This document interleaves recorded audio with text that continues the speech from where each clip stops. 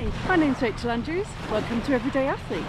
On this week's video, I wanted to talk you through my essential kit for going outdoor swimming. Now this is just a personal essentials. I'm sure if you've been swimming for a while, you'll be finding things that you would add to it that I don't have in mine, or maybe that you don't need what I use. But for those that are new to outdoor swimming, just having a baseline to start from is useful. So let's go. Well, let's talk preparation and what I do before I even consider where I'm going to go for my swim.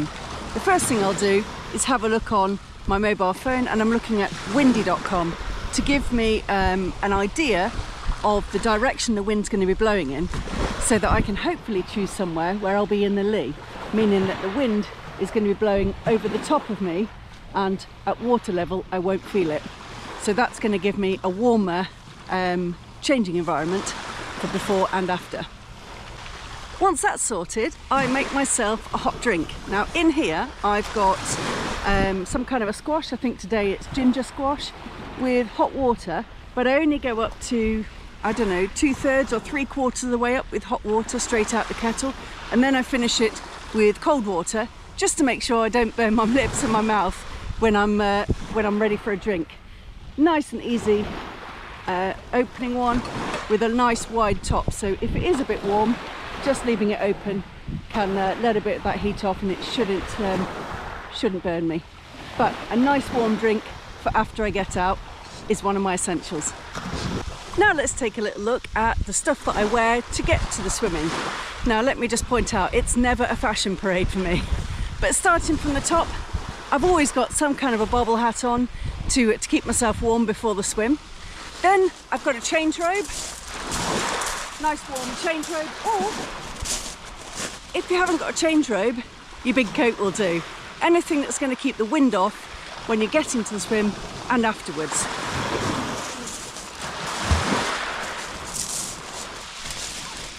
Underneath that I've got some fleece wear, fleecy jumper and a nice warm long sleeve top underneath at the moment, and surprisingly for what you might think from my other videos, I've got underwear on at the moment because I'm not in my swimmers.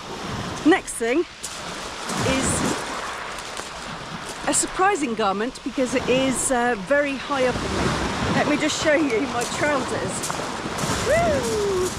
Check these bad boys. Those are fleecy trousers which come up really high just under my boobs, so it really keeps me nice and warm. Next up, I've got some lovely fluffy socks.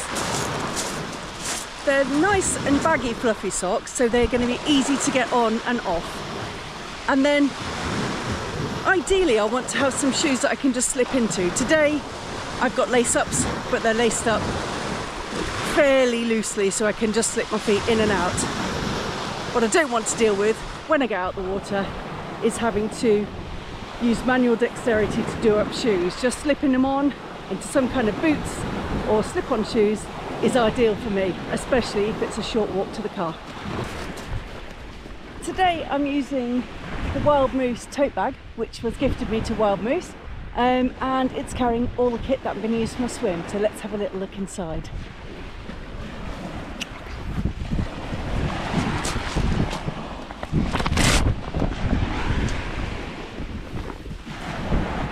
First up, this is a disc for getting changed on. It's made by Frostfire, and it just provides me with a little bit of protection from the stony beach, because I don't want to hurt my feet when I can't feel them when it's nice and cold. And then on top of that, I just put a little towel in disc. This one happens to be from Decathlon, but you could use any small towel you liked. So that's my changing area set up. One thing I'm really enjoying about the tote bag is that it's got some organisers inside, and for me, rather than having to tip everything out onto the beach, it's quite nice to be able to see what I'm getting out. So let's take a look. So first up, toe float. I'll get that out. And then I'm looking at footwear. So I've got a couple of things here.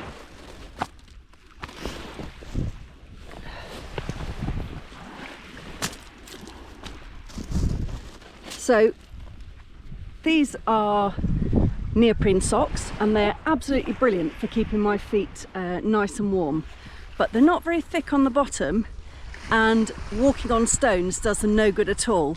So I won't be using these today, but I will be using some neoprene little booties. These neoprene booties have got some tread on the bottom, so give me a little bit of grip and just a little bit of thickness to protect me from those stones.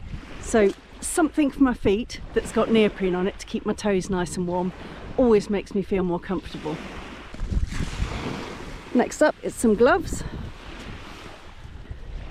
Again, these gloves are the Lomo Tri-X gloves. I've had them for, I think this pair for 3 years, and I look after my kit really well, so I try to make sure that I take them off gently, and I always dry them thoroughly, and I never turn them inside out to avoid damaging the glue seams. So got a little bit of damage on the top here, but these have been keeping my hands toasty warm for 3 years. The thing I like about them is because they have a gaiter at the top, it stops quite a lot of water from getting in. So if I just have a short dip, sometimes I can even end up with my hands staying dry throughout. And that is brilliant, because that really makes a difference on how I enjoy the swim. Right, next up, my trusty swimming costume. Not going to be going out in such a public space without one of those on. And then we're into headwear. So let's have a little look at what we've got in here.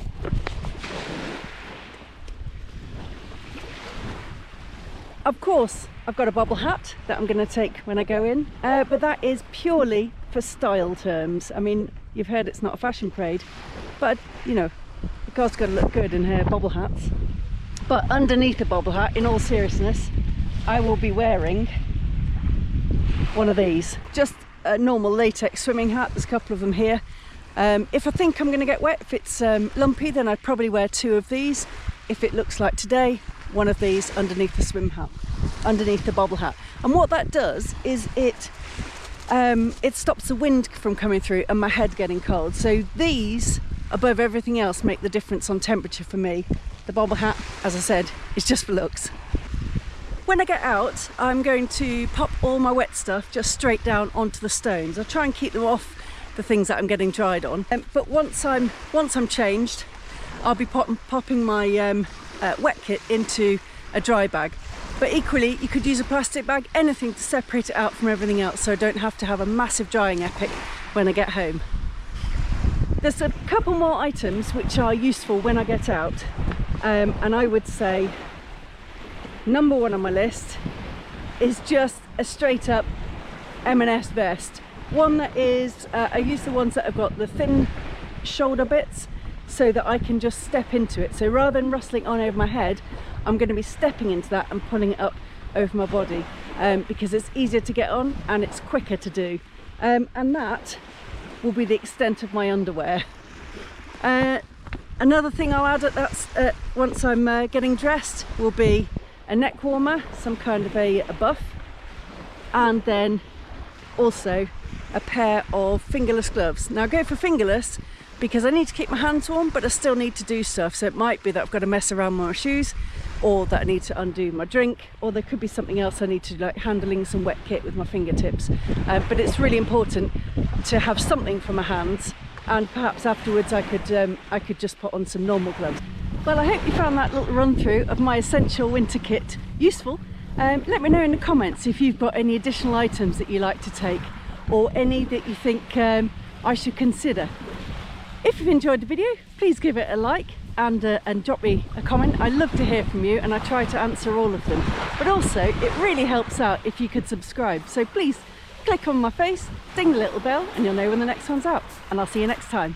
Bye!